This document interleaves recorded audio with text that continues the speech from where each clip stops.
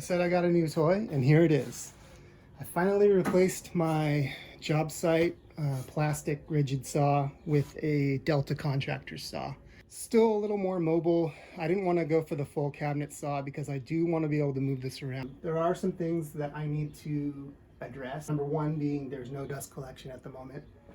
And two is it doesn't really come with a riving knife per se. It had a blade guard that I removed.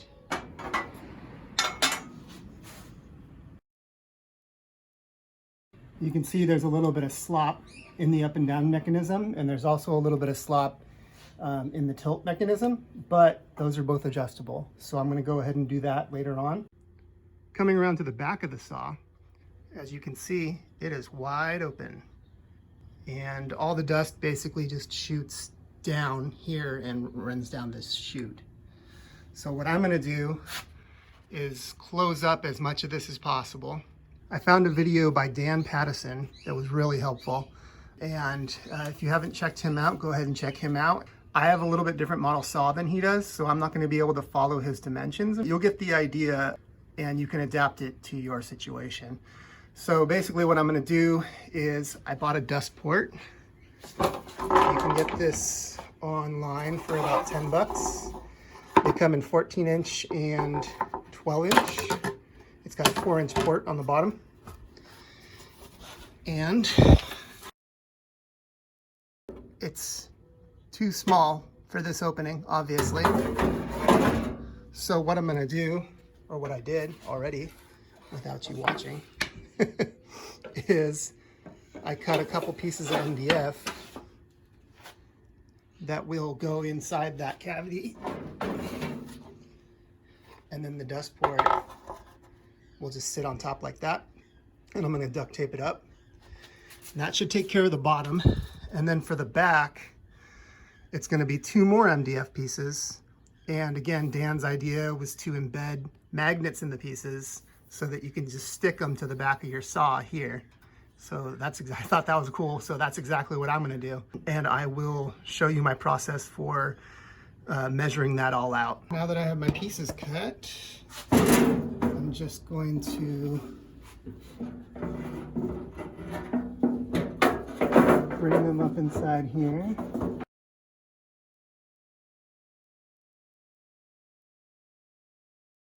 Sorry if my head's in the way. All right, so everything's in place. There is a little bit of a gap in the back there, but I'm going to be duct taping everything, so it's really not going to matter at all. Here's a view from below.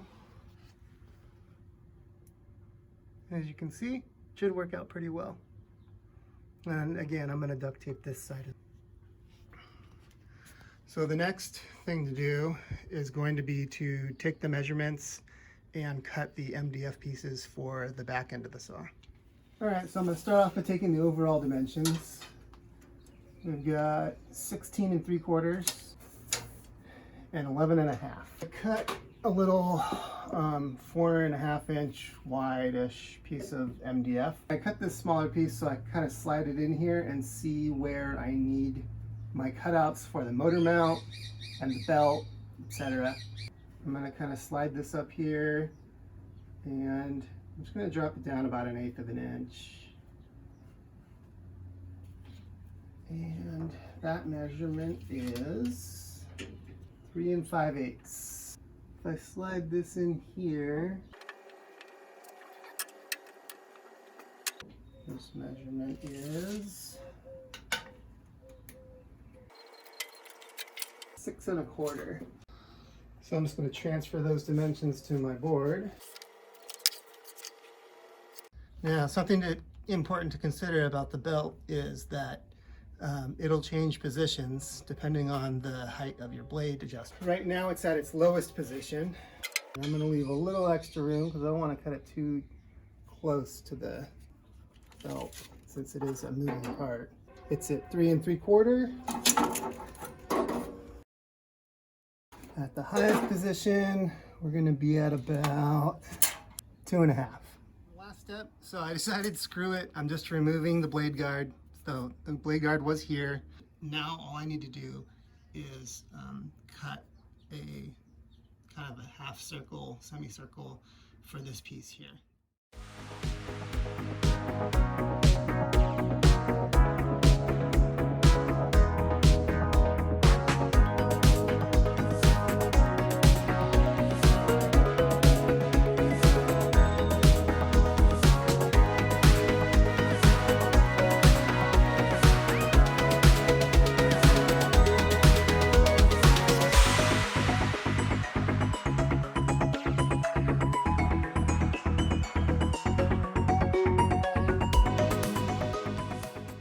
My pieces cut out. Obviously this is only going to work for straight cuts. If you do need to do a miter cut, you're going to have to remove this, but that's why we're making it so easily removable with the magnets that I have yet to embed. But I just wanted to do a test fit to see how I did with the cuts,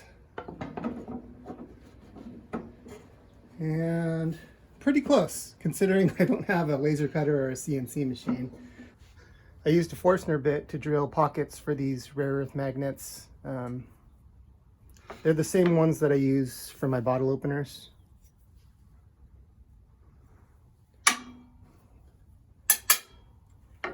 And as I said before, I added a bit of weather stripping here to fill in that gap.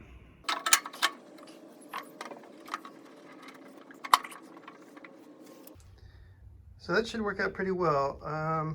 I may even remove the weather stripping. I'm not sure if I really actually need it. Now the last step, it's kind of hard to see, but I'll stick my fingers up here. There's a gap between the tabletop and the base. So what I'm gonna do is get some foam, like furniture foam padding, and stick it up in here to close this off. All right, that's about it. Like I said, check out Dan's video. I kind of just wanted to show you how I used what he did and adapted it to my situation, because chances are you're not going to have the same saw as him or me. So I wanted to show you kind of how I took those measurements and how I made the cuts and all that stuff. Please excuse my mess. Getting a new saw also meant rearranging my shop. So everything's kind of moved around now. And I decided to upgrade my dust collection system and add capacity for future tools, like a small CNC machine. So anyway, it's probably going to be another week or two before I get all this figured out, and maybe once I have it figured out, I will do another mini shop tour, if you're into that kind of thing. All right, guys, thanks for watching. Bye.